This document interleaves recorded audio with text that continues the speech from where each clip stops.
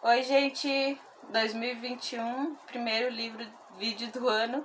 Eu vou fazer a lista dos 10 melhores livros lidos em 2020, um ano muito difícil.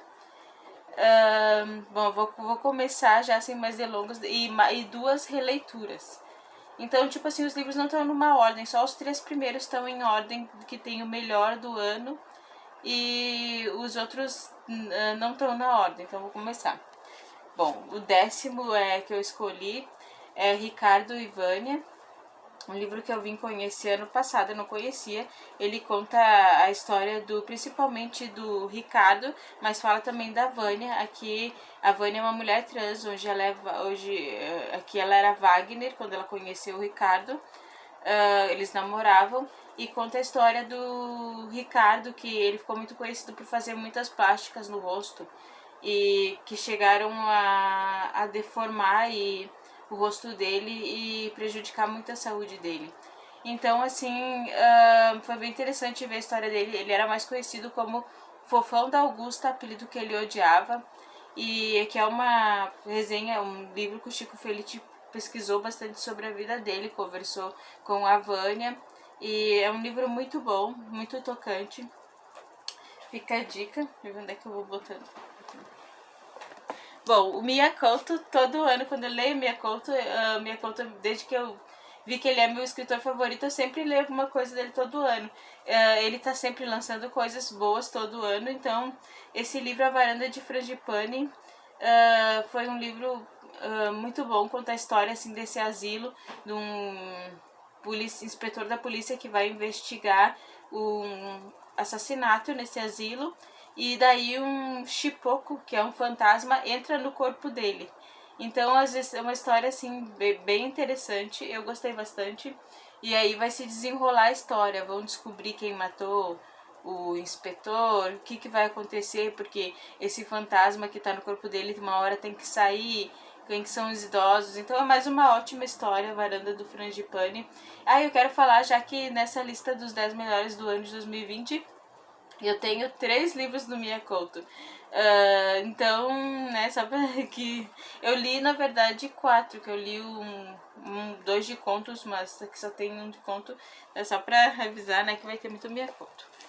Bom, outro livro, eu acho que eu tô no 19º, 8º, que eu li, gostei bastante, que eu li esse ano, foi As Cabeças Trocadas, do Thomas Mann. Essa é uma história bem divertida.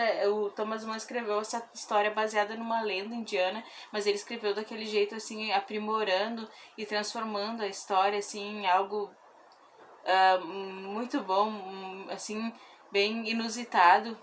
Ele mudou várias coisas também e ficou, né, essa obra muito legal, muito divertida, sobre 2 amigos indianos que são apaixonados pela mesma mulher, e nesse meio tempo vai acontecer algumas coisas mágicas ali e eles de alguma forma, como fala no título, vão trocar as cabeças. Eu não vou falar como, porque no meu vídeo da resenha eu falo como eles trocam as cabeças, mas não conto o que acontece depois. Mas é um livro bem divertido, eu gostei bastante. Ele é bem fininho, ele tá assim que tem a parte explicando ali a história, alguma coisa, mas ele é bem fininho. Bom, outro livro tinha que ter também meu outro escritor favorito, que é o Gabriel Garcia Marques. Eu li esse livro de contos Cândida Erendira, A Triste História de Cândida Erendira e Sua Avó Desalmada. Quando eu comprei esse livro, eu não sabia que ele era um livro de contos, eu comprei ele num sebo, ele é bem antiguinho.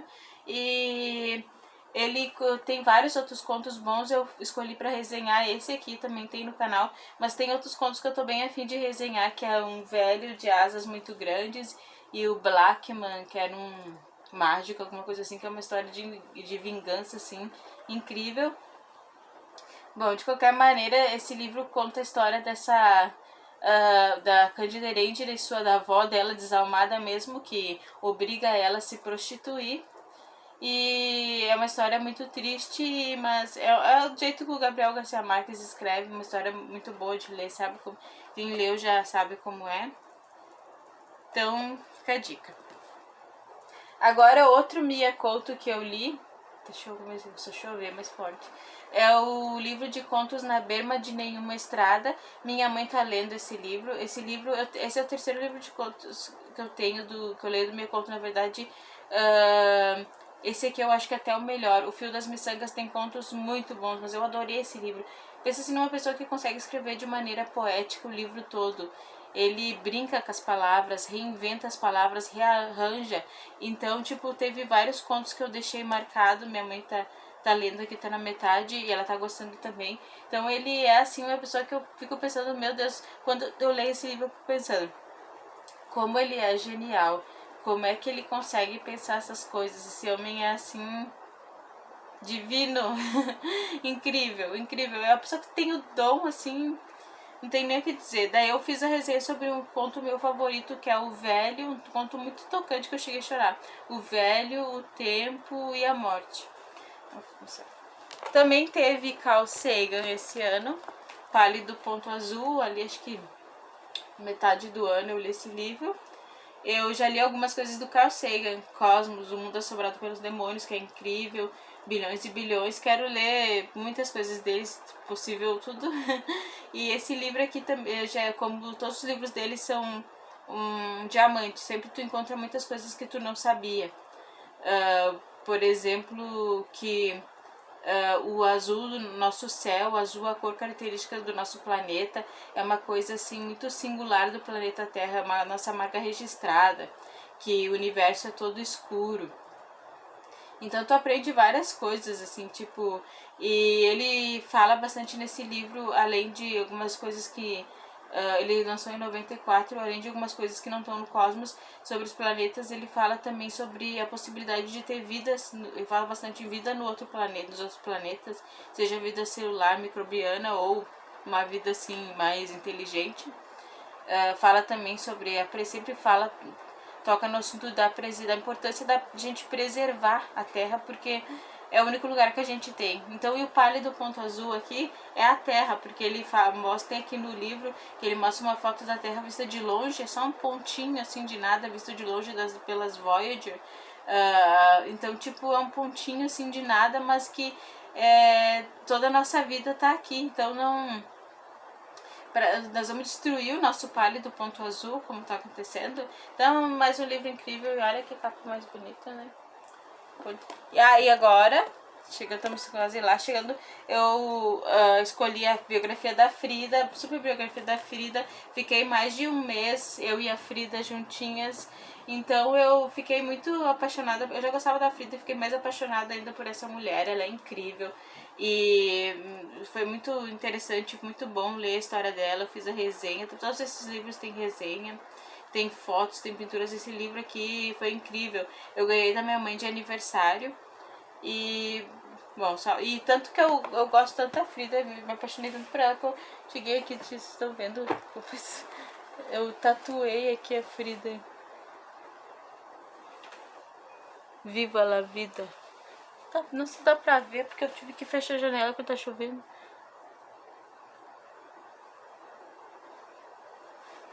Tá, espero que tenha dado pra ver. Mas fiquei muito apaixonada pela história dela e por ela, é incrível. Agora é o pódio, né? Então, esses três são os três na ordem, os melhores livros que eu li em 2020. O terceiro lugar é Inferior ao Caralho. É um livro assim que eu achei muito incrível, que fala assim sobre como muitas vezes as pessoas têm essas coisas pré-formadas sobre as mulheres, essas pensamentos pré-formados, por exemplo, e ela a autora aqui, Angela Sain, ela desmistifica esses com embasamento científico, de cientistas, a maioria mulheres. Ela fala sobre como muitas coisas que dizem sobre as mulheres não são verdadeiras, por exemplo, que homem é melhor em matemática, sabe? Ela fala também de vários outros assuntos, tipo que toda mulher é maternal, nasceu para ser mãe. Coisas assim que a gente ouve a vida inteira, né? E ficam na cabeça até que tu acha que é verdade. Então esse livro é muito incrível, sabe? Eu sou feminista, eu quero ler... eu vi que ela lançou um outro livro, mas eu não vi bem sobre o que é. Mas ela tem outros livros também, assim. Não só de feminismo, mas de ciência também. Então fica a dica do Inferior ao Caralho, da Dark Side, que faz livros muito legais, livros alternativos. E eu vim conhecer esse livro esse ano passado, ia falar esse ano, muito bom. Então fica a dica. Agora o segundo lugar, O Incidente em Antares, do Érico Veríssimo. Foi uma grande surpresa esse livro. Eu nunca tinha lido nada do Érico Veríssimo, então esse livro ele conta toda a história. Ele conta a história do Rio Grande do Sul como pano de fundo para a história do incidente em Antares. E o incidente em Antares é que tem uma greve em Antares, uma cidade fictícia do Rio Grande do Sul, e não, os grevistas, os coveiros fazem greve e os mortos não podem ser enterrados. Então o que acontece é que os mortos se rebelam, levantam de seus caixões na entrada do cemitério e vão exigir que sejam enterrados. Mas esse livro ele é muito incrível porque o Érico Veríssimo fala muitas coisas que eu penso sobre o Rio Grande do Sul, sobre a questão assim de machismo, de ser reacionário, de ditadura. Fala aqui até da ditadura, e ele passou pela censura, esse livro conseguiu passar. Então fala muitas coisas que eu também acho do Rio Grande do Sul, de um certo saudosismo de pessoas assim que se dizem tradicionais, mas são bem retrógradas, sabe? Então é um livro que eu achei incrível. Ele é bem volumoso, mas eu devorei ele. Esse livro facilmente encontrável em sebos. Eu comprei o meu em sebo. Então, e o desfecho da história também é bem interessante. O que vai acontecer com esses mortos que querem ser enterrados, né? Será que o pessoal vai parar a greve e enterrar eles? Então é um livro muito bom, e também dá pra te ver muita coisa da história do Rio Grande do Sul, porque a história aqui do incidente de Antares é fictícia, mas todo o pano de fundo da história do Rio Grande do Sul é real. Agora o número 1, O Outro Pé da Sereia, do Miyakoto. O primeiro lugar é Miyakoto de novo. Teve aqui, né, Varanda de Frangipane, Na Berma de Nenhuma Estrada, mas esse livro é incrível. Esse livro logo, acho que foi em janeiro ou fevereiro, eu ganhei de Natal da minha mãe, e eu queria tanto ler esse livro, não tinha encontrado ele ainda. E é um livro assim incrível. Eu conto a história assim a Muadia, que é uma moça que encontra essa santa sem o pé, e essa santa sem um pé vai ser o elo entre o passado e o presente. Ela vai para o vilarejo de antigamente, onde mora a mãe dela, e vai descobrir que essa santa tem uma ligação com um escravo dos tempos coloniais de Moçambique. E ela vai descobrindo diversas coisas até sobre o marido dela, que tem um mistério sobre o marido dela, aquela cidade misteriosa que vai receber os americanos para falar sobre a história da África. E então, mas assim, talvez eu não tenha conseguido explicar bem, mas não hesite em pegar O Outro Pé da Sereia para ler. É um livro incrível, sabe? Quando eu li ele naquela época eu pensei, nossa, sabe? Tipo, eu tive quase aquela sensação de arrepio, assim, que me deu quando eu li o Terra Sonâmbula, quando eu terminei. Mas assim, deu aquela coisa assim, nossa, tu parar e ficar pensando, gente, é isso que acontecia, é isso que aconteceu. Nossa, como é que eu não percebi, sabe? É uma coisa assim, tipo, até suspeitava. Então, é um livro incrível. Pra mim não falar demais, não vou falar mais. Mas assim, leia O Outro Pé da Sereia. Eu gostei tanto desse livro que quando eu li eu já imaginei que talvez ele fosse um dos melhores do ano. Não, eu sabia que ele ia ser um dos melhores do ano, mas já imaginei que talvez ele viesse a ser o melhor do ano. Daí fiquei lendo, era cedo, ainda era fevereiro, fiquei lendo, li vários outros, né, pra ver se algum outro desbancava. Li ótimos livros, mas esse aqui já ficou...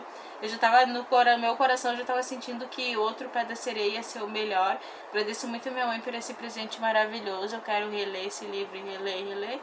E ele é tão bom que o meu livro favorito do Miyakoto era Uma Casa Chamada Terra, Um Rio Chamado Tempo. E esse desbancou esse livro. Ele é o melhor que eu li do Miyakoto, um dos melhores da vida. É incrível. Agora eu vou mostrar as melhores releituras. Esse ano eu pude fazer muitas releituras.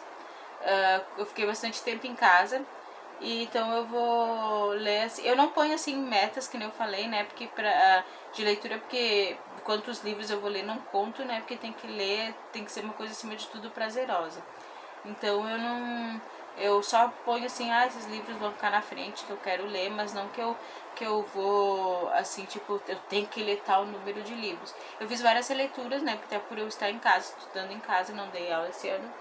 Então, mas as melhores releituras, li O Cortiço, A Queda pro Alto, livros que eu gostei muito, A Noite na Taverna, reli também Tá, eu tô relendo As Meninas da Esquina, mas eu não terminei ainda. Mas os melhores que eu li esse ano, ó, em segundo lugar releitura Anne, o Diário de Anne Frank.